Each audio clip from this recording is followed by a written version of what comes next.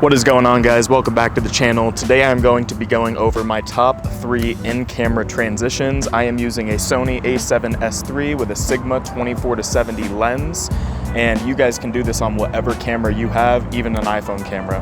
Let's go ahead and get right into it. All right, guys, so this first one that we're gonna do is called strafe blocking, or at least that's what I think it's called. That's how it's spelled. I don't know exactly how to pronounce it. But basically what you're gonna be doing is, say we have a subject coming down this alleyway right here.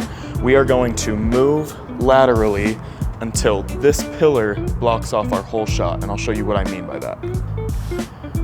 We have our subject coming down the alley, and we are just going to laterally move until we reach full field. All right, guys, and then when you're setting up your next shot, you want to find something that's similarly colored, although it's not necessary. You see people pull this off all the time in different ways. However, I found this pole here. It's not the same color, but it's very similar color. And so what we're gonna do here is we're gonna start right up on the pole where our entire shot is gonna be completely filled. We start right here where we can't really see anything. We slide off, revealing our subject. This is how they look put together. All right, guys, so we're just gonna start here with this bush. We're gonna start kind of high up here, like we're getting our shot, say that's our subject, and we're just gonna come straight down. And then with our next shot, we're just gonna do the exact opposite. We're gonna start right here on the tree, and then we're gonna come down to reveal our subject here. All right, so we are just right up on the tree here, and then just coming down to reveal our subject.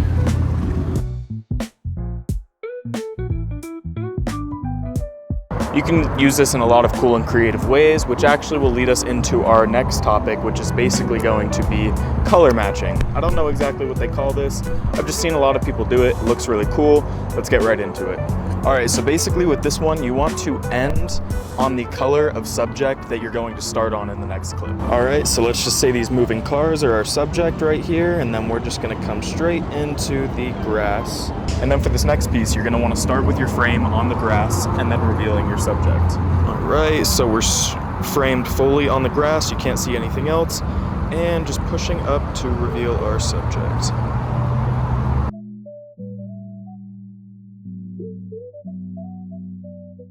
And the last, but certainly not least, I use this one more than I use anything. I've had people have awesome reactions just off of this one technique, which is so versatile and you can use it anytime, which is the whip pan.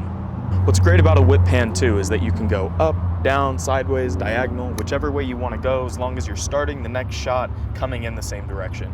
Even if you're not starting the same shot coming in the same direction, it still looks really cool and dynamic. I'll show you guys how that looks after as well. All right, so we got our subject here, and what we're gonna do is just whip out of it.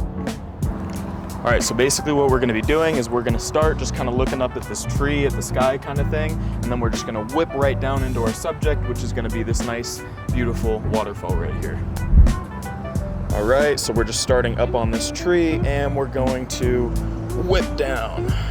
Now let's see what those two look like put together. And of course, adding in those little sound effects is going to make the difference between your quality of content. And what I was talking about earlier, that of course, if you can come in at the same direction, which mine was kind of like this whip pan diagonal and down, which is kind of my go-to, because typically when I'm filming, my natural thing is just to whip pan left. So I come in also whip panning left. But what you can do is if you mess it up at all or anything like that, you forget which way you whip panned on the previous shot, don't worry about it too much. I'm gonna show you what it looks like on a shot that we previously had where I was whip panning left out of the shot.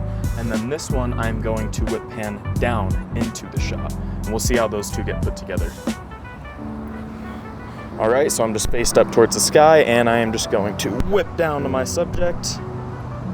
And now we can see how those two look put together.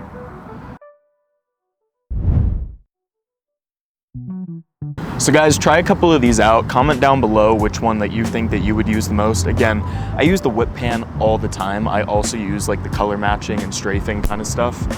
It really just depends on your use case. The more of this stuff that you can know, the more your clients are gonna wanna hire you, because this is the kind of stuff that in my personal experience has set me apart from other people.